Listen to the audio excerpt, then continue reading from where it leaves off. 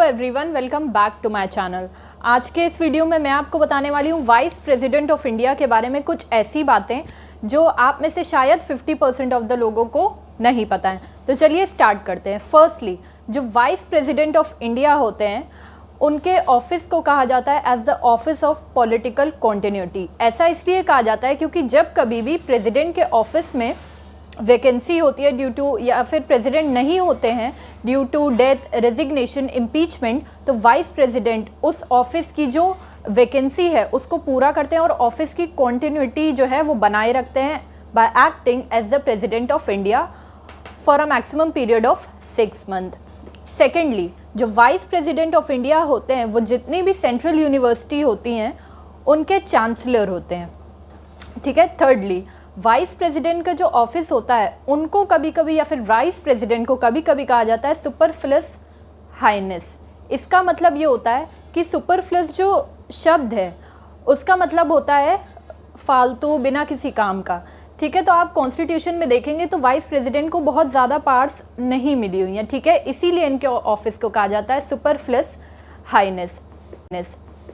Fourthly, जो vice president of India होते हैं उनको कहा जाता है officiating president of India. Fifth, अगर किसी पर्सन को वाइस प्रेसिडेंट का इलेक्शन लड़ना है तो जो इलेक्टोरल कॉलेज होता है वाइस प्रेसिडेंट के लिए जो बनाया जाता है, जिसमें मेंबर ऑफ पार्लियामेंट होते हैं, उन इलेक्टोरल कॉलेज में से जो मिनिमम 20 इलेक्टर्स के द्वारा उनका नाम सजेस्ट किया जाना चाहिए, तभी कोई वाइस प्रेसिडेंट ऑफ इंडिया का इलेक्शन लड़ सकता है। और जो 20 मेंबर्स हैं उनके द्वारा उनको इलेक्शन कमीशन ऑफ इंडिया को बताया जाना चाहिए कि वो उनकी सेकंड चॉइस है, ठीक है। तभी कोई वाइस प्रेसिडेंट ऑफ इंडिया का इलेक्शन लड़ सकता है। ऐसा क्यों है? ऐसा इसलिए है ताकि कोई भी पब्लिसिटी के लिए आके इलेक्शन में खड़ा ना हो जाए कि बहुत नाम मिलेगा कि ओहो हम तो हार गए, तो क्या हुआ, फिर भी वाइस प्रेसिडेंट ऑफ इंडिया के इलेक्शन लड़ रहे थे, ठीक है। तो सिक्स्थ बात ये है कि ये तो बहुत ही कॉमन पॉइंट है, सबको पता होगा कि vice president acts as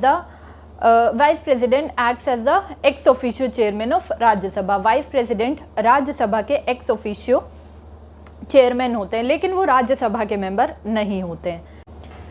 sixth, vice president of India can be reelected to his office, यानी कि एक बार वाइस प्रेसिडेंट अगर आप बन गए तो आप दोबारा भी जितनी भी बार वाइस प्रेसिडेंट के इलेक्शन दोबारा लड़ सकते हैं और आप दोबारा बन सकते हैं, ठीक है।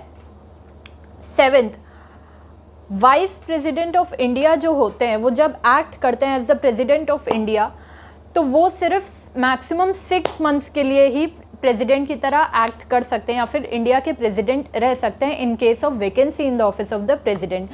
6 मंथ्स के बाद प्रेसिडेंट के इलेक्शंस होंगे और फिर एक नए प्रेसिडेंट चुने जाएंगे, ठीक है। अगर यूएसए में देखा जाए तो यूएसए में जो वाइस प्रेसिडेंट होते हैं वैकेंसी के टाइम पे वो एक्ट करते हैं प्रेसिडेंट ऑफ यूएसए फॉर जितना भी बचा हुआ पीरियड होता है उसके लिए 2 साल, 3 साल या जितने भी। लेकिन इंडिया के केस में वाइस प्रेसिडेंट एक्ट कर सकते हैं as the president of India only up to 6 months of time.